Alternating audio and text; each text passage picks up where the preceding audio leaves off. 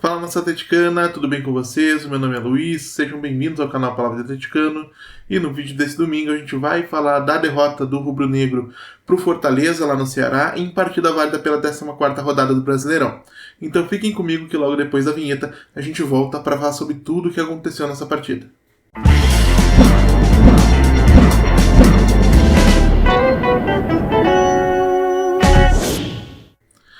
E se você está chegando agora, eu peço que deixe seu like, se inscreva no canal, acione o sininho para receber notificações a cada novo vídeo publicado, compartilhe conteúdo em redes sociais, grupos de WhatsApp e Telegram sobre o Atlético Paranaense, porque assim você faz com que mais gente conheça o conteúdo produzido por aqui e ajuda a fortalecer esse nosso projeto.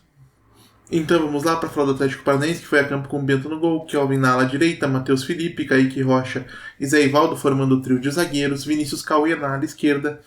No meio de campo, Hugo Moura, Léo Cittadini e Alex Santana, atrás da dupla de atacantes formada pelo argentino Tomás Coelho e o chileno Luciano Arriagada.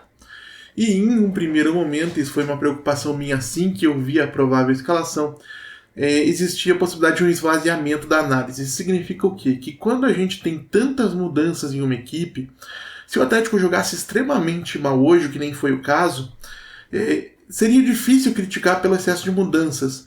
Mas, de qualquer maneira, eu acho que todo mundo foi bastante surpreendido positivamente pelo primeiro tempo, mostrando que o Atlético jogou sim um bom futebol e que esse futebol de bom nível na primeira etapa passa como reflexo do trabalho da comissão técnica como um todo, não somente como time titular. A gente conseguiu ver a manutenção do modelo de jogo, do mesmo sistema de marcação, do mesmo sistema de ataque, de construção de jogadas, apesar de 9 mudanças no time titular. Somente Bento e Zé Ivaldo são titulares inquestionáveis. A gente pode colocar o Kelvin também nessa conta, a depender do que a gente vê na quarta-feira contra o Flamengo. Mas, repito, o Atlético faz um bom primeiro tempo, saindo bem com a bola, acelerando as jogadas de transição e poderia ter aberto o placar, talvez aberto até 2 gols de vantagem, não fosse a falta de qualidade do último passe que poderia deixar alguém cara a cara com um gol. A chance mais destacada foi perdida pelo Luciano Arriagada em um cruzamento do Cittadini, que me pareceu que ficou um pouquinho mais forte do que deveria, mas nada também que se deva criticar nem a um, nem tanto a outro. Uma bola difícil mesmo de colocar para dentro.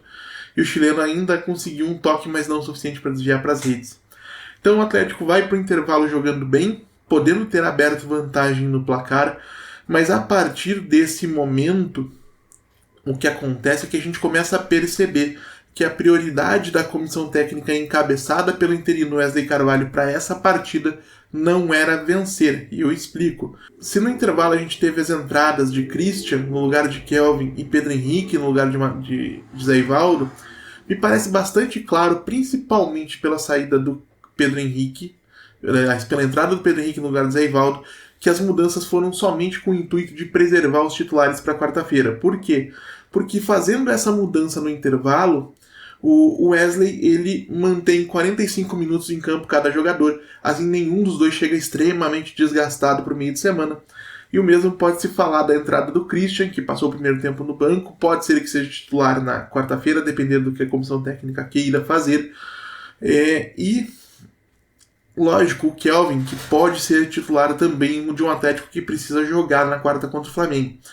E isso só foi sendo reforçado pelas outras mudanças, né? As entradas do Esquivel e do Cirino aos 60 minutos, logo depois a entrada do Bigode no lugar do Luciano Arriagada. Então, dentro desse contexto, onde o Atlético, entre aspas, abre mão de ser competitivo, abre mão de alguns pontos importantes, entre eles o esvaziamento do meio de campo, né, com a saída do Cittadini para a entrada do Cirino, o Atlético deixa de ter o mesmo controle do jogo que tinha na primeira etapa. Isso também, em parte, é mérito do trabalho do Vojvoda, que conseguiu compactar melhor o Fortaleza, tanto com a bola quanto sem.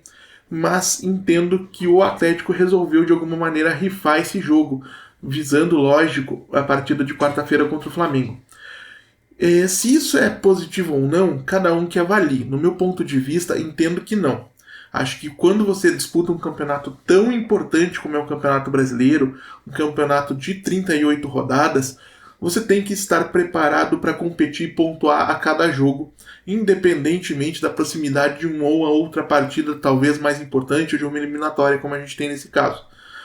Isso significa que o Atlético deveria ir com força máxima lá em Fortaleza? Também não, nem tanto ao céu, nem tanto à terra. A gente poderia ter tido mais jogadores titulares de um modo que a gente pudesse ter uma equipe mais sólida, principalmente no segundo tempo, quando o Wesley começasse a preservar alguns jogadores. E além disso, uma coisa que me incomoda muito e me incomoda ainda mais pelo fato de Wesley ser um profissional tão gabaritado nas categorias de base, é o fato de ele ter prestigiado uma série de jogadores veteranos, caso do Marcelo Cirino, né? Foi aí o grande batom, né, na cueca, como dizem, dessa situação, quando existiam aí alguns jovens interessantes nas categorias de base. Na saída do Kelvin, poderia ter entrado um Arthur Zanella, que seria um lateral mais defensivo, joga até como zagueiro. Poderia ter entrado um Léo Ataíde, refazendo também o papel de ala. Mas a questão desses dois não me incomoda tanto quanto a possibilidade que a gente poderia ter tido de ver um Dudu no meio de campo, no momento em que entra o Cirino, ou um Emerson no ataque, né, no lugar do mesmo Cirino, eventualmente no lugar de um Bigode, que não é mau jogador, longe disso, mas a partir do momento que você abre mão da sua organização e das coisas que estão funcionando dentro de campo para se preparar para uma outra partida, ou seja, você esvazia toda a importância que tem um determinado jogo, eu não vejo por que não utilizar essa partida para auxiliar no processo de transição desses jogadores, principalmente, lógico, do Dudu, que é um dos grandes destaques da equipe sub-20 do Atlético, camisa 10 da Seleção Brasileira sub-20, e que é uma das nossas grandes esperanças para o futuro. E o mesmo vale para o Emerson, que teve um problema físico gravíssimo na última temporada, mas que se conseguir recuperar aquilo que de melhor apresentou na base, pode ainda ser um jogador interessante para o Atlético na equipe profissional, sim. Então, repito o que eu disse no começo, não entendo o motivo de um técnico como o Wesley Carvalho, tão experiente trabalhando com esses jovens, que nitidamente abriu mão do jogo, não ter aproveitado esse jogo do qual foi aberto mão para escalar esses meninos. E ainda mais nesse momento que o Atlético precisa resgatar a sua identidade de clube formador, porque com o Filipão e o Turra, esse aspecto do nosso trabalho, do nosso projeto, ficou completamente escanteado. Então realmente me chateou bastante o fato de Dudu e Emerson principalmente terem permanecido no banco os 90 minutos. E jogadores como o Cirino, por exemplo, terem tido oportunidade quando nitidamente, e eu digo isso sendo muito fã do Cirino, acho que foi um cara muito importante na nossa história, talvez não tenham mais condições físicas ou técnicas de colaborar com o Atlético nesse momento da carreira. Então uma derrota que de um modo geral não representa o que é o trabalho da comissão técnica, porque no segundo tempo o próprio Wesley de alguma maneira sabotou essa avaliação. Mas que realmente desagrada, decepciona os torcedores, eu também estou bastante chateado, mas e não se pode negar que além de tudo isso, além de todas essas questões que eu mencionei em relação ao Atlético, há méritos do Fortaleza no fato de eles terem ganhado o jogo. Talvez, considerando que o Atlético produziu no primeiro tempo e o que o Fortaleza produziu no segundo, um empate em 1-1 fosse um resultado mais justo. Mas, de qualquer maneira, como dizem, justiça no futebol é bola na rede. O Fortaleza produziu no segundo tempo o suficiente para sair com a vitória com méritos, então nada a reclamar nesse sentido. E, de um modo geral, o que a gente vai ter que aguardar é que o time jogue um bom futebol como jogou no primeiro tempo na próxima quarta-feira, na Liga Arena, quando o Atlético decide a eliminatória das quartas de final da Copa do Brasil contra o Flamengo.